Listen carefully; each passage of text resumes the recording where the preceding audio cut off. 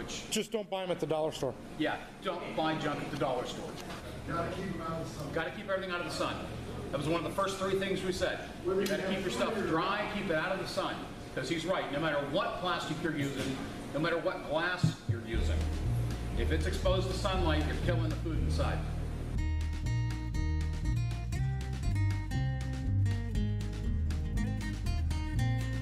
Water that you can take with you. Now you see the water bottle there, Eric. You see these types of water bottles. The plastic that these are made from is different than this plastic. This is where a lot of people get confused. That plastic is basically made out of corn oil. And it's the same stuff that they make milk jugs out of. And the reason why they make it out of that is because they break down and dehydrate, that will biodegrade in a landfill quicker than this will. You put this in a landfill, 100 years from now, someone's going to dig out and go, what the hell is that? 100 years from now, they're not going to be able to find any of that. They might find the cap because it will degrade in the ground. But what that means for storage is that will become porous and leak, like Eric spoke of his Ziploc bags, same way. It's the same plastic used to make the Ziploc bags. What you guys are looking at here in front of you, I know it looks like a hodgepodge of just canned goods. I have a theory of food storage when it comes to short-term storage, and my method of doing things I've been doing for a long time. Some of you know me, some of you don't. I'm not new to this. I've been doing this for about 20 years. My food storage, I've gone through every incarnation from pretending I had a grocery store in my basement to stacking stuff up and buying everything I can on sale whenever I can find it. And depending on your lifestyle and your situation, you got to figure out what works best for you. So we're going to concern ourselves today with me explaining my method of doing this so you guys can understand it. You see the black bin that sits there before you on the ground? I think you guys saw me when it came in. There's a yellow plastic lid that goes on it. You pick these up at Home Depot. Hell, they're on sale now for $8. That container is strong enough to hold 500 pounds of weight. They interlock and stack on top of each other, and at the same time, they're watertight. Hey, real quick, I just picked up 2 of those at Home Depot, and you have to smell them. They are extruded polyurethane. Yes? And if you have an amateur extruder on the machine, the urethane burns, and some of them have a very strong smell to them. There were different designs. I noticed that one design is a little less sticky than the other, but basically it just smelled like charcoal. So get the ones that don't smell like charcoal, and yeah, they're $8.98. Yeah, I've been using the same style bin now for over 5 years, doing what I do with this, and I have no complaints.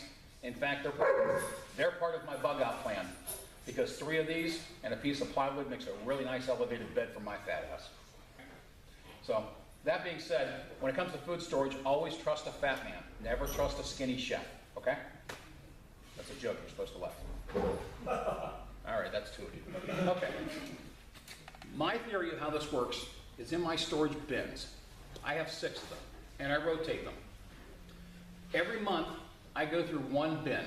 I dump the damn thing out, and I virtually pick up and look at every can. I check the Best Buy dates, look at the seals. Every now and then, you come across one that's dented or broken. I had a dented one here a minute ago. I can't find it. You find a dented one, inspect the seals. Here's what you do with this. In the bin, I put, for every 2 people, about $100 worth of groceries. And when I say groceries, I mean in cans. Retail cans. A couple of reasons for that, and it doesn't make a lot of sense until you start thinking about what you do with this. And the women that do the cooking out there, they can explain it to you guys sometime. This is a chunky soup. Pretty damn tasty for a can of something. It's got a few vegetables, it's got some beef, it's got broth. But the basic part about this is while this can of broth and a cup of rice takes this from being a snack for 1 guy to a meal for 2 people. And you got to start thinking about how you're going to prepare meals. You're not going to sit down at your microwave and zap something post-event. You know, you got to assume that you're going to have a hard time cooking what you have. But here's the main thing about this. You pop that top, you can eat the damn thing cold if you want to. It's not going to hurt you. It's quite edible. Actually, it's not even bad. I've tried it. But The point is this is a base that you can add to take this, a can of black beans, a handful of rice, and you throw it into a pot. Now you've made a stew that'll feed 3 or 4 people. It's actually not going to taste bad, but the main thing is it's going to give you protein and carbs on complex levels, so it's a complete meal. You'll live off of this and you'll live well. Same thing with things like no bean chili. I buy some with beans, some without. The main thing you're going to have to overcome post-event with your food storage, food fatigue. Anybody that's ever been in the military will tell you, you do not want to eat MREs for more than a day. 2 if you have to. After that, your digestive tract really hates you, and everybody around you doesn't really like you a whole lot.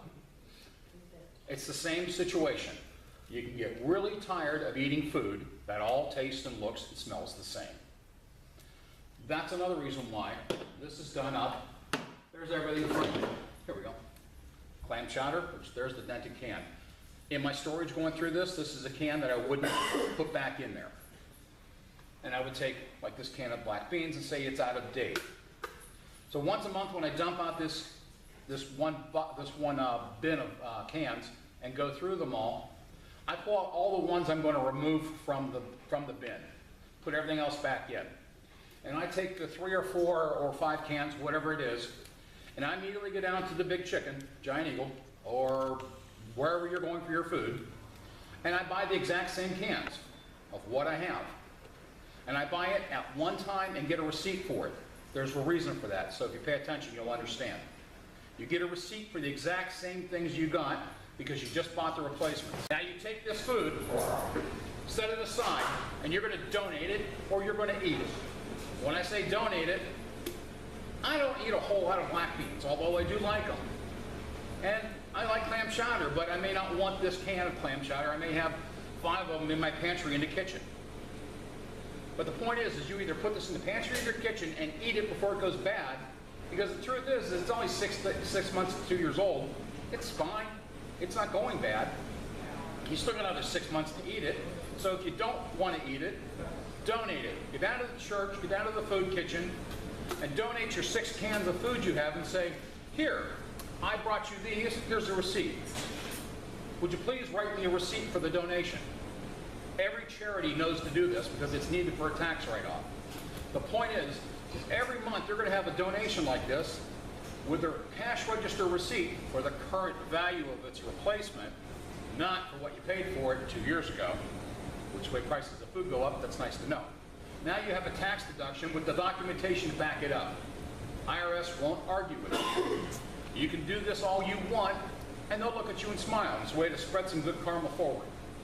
Because you're feeding somebody who can use the food if you don't want it. So the point is while the old theory of store what you eat what you store sounds good in the book you read, or on the internet web page, or this guy on the YouTube said it, the truth is it doesn't matter. It's the food you're going to eat when you're hungry. And quite frankly, if Brad's hungry, he's going to eat this can of black beans. But I got to tell you a secret. He and Lori gave me this. So the point is you may not want to eat it now, but it's the food you want to store for when you need to eat it. Now, if you'll notice up here, you don't see things like mac and cheese. You don't see a lot of that stuff. You can add to that and put that stuff in here if you want. Stick with the canned goods first. That's your first layer of your food storage. If I haven't lost you on the bin theory, I have 6 of those bins stacked in different places in my house. I store everything in them from a camp in a box for when we go to a bug out. I grab the box and I go. And it has all my camping gear in it. I have another one full of food. I can grab it and go. The point is if you're in a situation where you have these stored up and stacked up, if you got to go, grab one and go.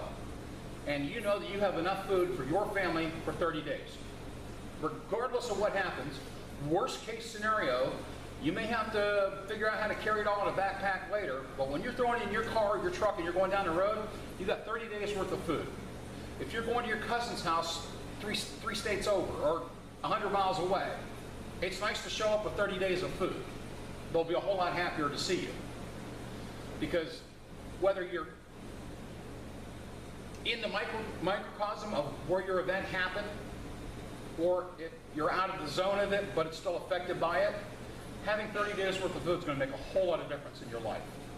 So that being said, once a month, grab a bin, bring it down, go through it, get your replacement stuff, put it back in, and it goes to the bottom of the stack. Next month, grab the next one. Do it again. Next month, do the next. Do it again. The whole point is, I have 6 bins. I will now have 7, but I have 6 bins full of food. I go through them twice a year. So a situation like what happened to Eric, I'll know of before it's a disaster. Because I'm in that bin twice a year. Your second layer of your food storage comes your long-term stuff. Your oats, your rice, health, pasta, ramen noodles, sugar, all this stuff, your staples. That's what I put into buckets. Those bucket items are what I call them force multipliers. Again, another reference for you military guys. It's the force multiplier of your food. You give me a selection of 5 of the 5-gallon buckets that I have in one of these bins, and I can feed 6 people for 30 days and have food left over. And we'll eat fine. And no one's going to get in major digestive trouble because they're eating something that they've never eaten before. They're all going to eat fine, everybody's going to be healthy, and we'll get through. Let me shoot a deer in that process, and all of a sudden that's a whole other story. I got more food for another 6, 8 people. It all comes down to your options and what you do. So, I know that other people have different ways of doing food storage. That's mine, and it really works well for me. And I got to tell you, going through a divorce a couple of years ago, I lost a couple of my bins in the process, but it was really nice to say, when I had to go somewhere to get another place to live, I just went into the storage and I grabbed 2 bins and threw them in my truck, and I drove off. And it's worked out. It's the insurance policy. While we all think of, let's grab gear and bug out, pack our bag with this, and pack our 72-hour kit with that, that shit's all wonderful. But in the real world, 90 to 95% of the emergencies you have to come across or deal with, you're going to want this type of food. Seen one? This is a bucket wrench. And I'm telling you right now, they're $2 on Amazon. Buy a couple. You're going to really like them. Hey, we'll save your fingers and save your knuckles. Guys that deal with drywall or a lot of painters, they live on these things because they open the 5-gallon buckets like they're nothing. But it's an awesome tool to have, and it's pocket changed up by one. What about temperature? Like keep it in my garage, like temperature kind of fluctuates? I would say storing stuff in a garage is a bad place to store it, but if it's all you've got, it's all you've got. You want to keep your stuff at a base temperature as cool as possible, but not freezing, and as stable as possible. What affects the food isn't the temperature of the food as much as it is the rise and the fall of the temperature. It'll break it down. So for long-term storage, like I have a fruit cellar in the house. A lot of us do. If you don't have one, look at digging one in your yard. They're awesome. But the point is underground, your temperature is base and it's leveled out, and you don't get the wide fluctuations. Like today, 54 degrees, and I woke up this morning. By the time we go home tonight, it's going to be snowing. It is snowing. Is it snowing now? Exactly my point. But whoever it was that asked about the oxygen absorbers, what to do with them once you've opened them. A mason jar is your secret. Literally, it will save you. When you open up the O2 absorbers, stick them all right in the jar, including the eye. Put the eye to the outside of the lid so you can see it through the glass. Wedge it in there, seal that lid up, close that sucker up. Now, only open it one more time that day. That's the day that you go to put an O2 absorber in every bucket or every 2-liter bottle or whatever you have.